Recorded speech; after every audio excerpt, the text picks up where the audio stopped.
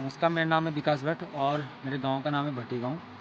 जैसे कि आप देख रहे हैं कि यहाँ पे हम लोग इंटीग्रेटिंग फार्मिंग कर रहे हैं और हमारी इंटीग्रेटिंग फार्मिंग के अंतर्गत मशरूम उत्पादन और मधुमक्खी पालन, गौ पालन, मुर्गी पालन, बकरी पालन और साग सब्जी, फूल और फल उद्यानीकरण का विशेष कार्य किया जा रहा है। और हम लोग साग सब्जी पे जैसे कि शिमला मिर्च हो गई, प्याज हो गया, जो भी सीजनली सब्जियां होती हैं हम उस पर काम करते हैं। और हमने करीबन 60 से 70 पेड़ जो बिल्कुल हमारे पास जीवित पेड़ हैं, जैसे कि माल्टा हो गया, नारंगी हो गई, मौसमी हो गई और नींबू हो गए, आड़ू हो गए, आम हो गए।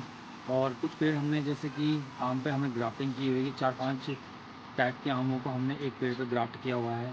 हमारे पास सिंचाई के टैंक उपलब्ध हैं, पॉली हाउस है। पॉली हाउस में हम जैसे कि सब्जियों में उनकी पौध की रुपाई करते हैं और पौध वहाँ पे लगाते हैं। तो पौध के लिए हम विशेषकर पॉली हाउसों का इस्तेमाल करते हैं। उसके बाद हम जो कि आप बाहर देख रहे हैं, हमने यहाँ पे फूल लगाए हुए हैं हमारे मेंढों पे, जो कि हम फल उद्यानीकरण का कार्य कर रहे हैं। फल उद्यानीकरण कार्य को हम जैसे कि मेंढों पे आप जैसे कि मेरे पीछे देख पा रहे होंगे कि वहाँ से 1 2 3 4 5 6 7 यहाँ पे हमने 7 पेड़ों को इस मेंढ पे लगाया हुआ है।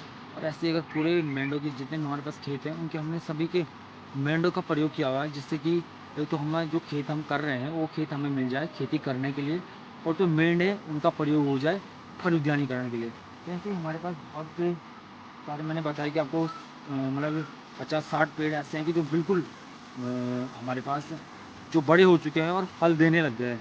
जिसमें आड़ू है, जैसे हमारे पीछे आड़ू है तो फल देने लग गए हैं।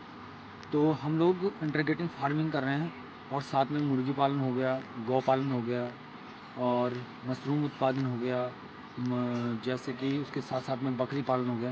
तो सारे कार्य हम कर रहे हैं। और हम जो भी हमारे खेतों में कंपोस्ट यूज़ की जाती है वो वर्मी कंपोस्ट ही यूज़ की जाती है। हमारे आप वीडियो में देखेंगे कि हम वर्मी कंपोस्ट को ही यूज़ करते हैं। हम किसी भी बाहर का केमिकल या बाहर की जो खादें होते हैं उनको ला के हम यूरिया इत्यादि का इस्तेमाल बिल्कुल नहीं करते हैं।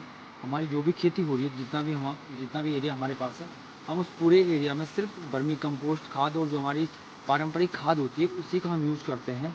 और मैं विगत 2015 से मैं खेती का कार्य कर रहा हूँ और मेरे साथ मेरे पूरा परिवार, मेरी माँ, मेरे पिताजी और मेरी वाइफ, हम पूरा परिवार मिलके इस कार्य को हम लोग कर रहे हैं। और हम इसी पर डिपेंड हैं, जो हमारी आजीविका वो इसी से चलती है।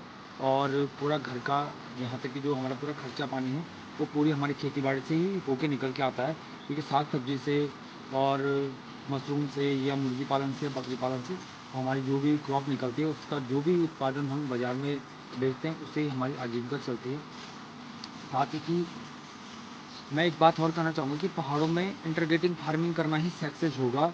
क्योंकि अगर हम एक पर्टिकुलर किसी भी चीज़ पे काम करते हैं तो थोड़ा हमारे लिए मुश्किल हो जाता है कि हम एक ही चीज़ की खेती करेंगे तो थोड़ा टफ होता है, क्योंकि यहाँ पे बिखरी हुई खेती है, एक साथ एक जोत नहीं है, तो इसलिए बड़ा मुश्किल होता है। तो हम लोग इंटीग्रेटिंग फार्मिंग पे फोकस कर रहे हैं।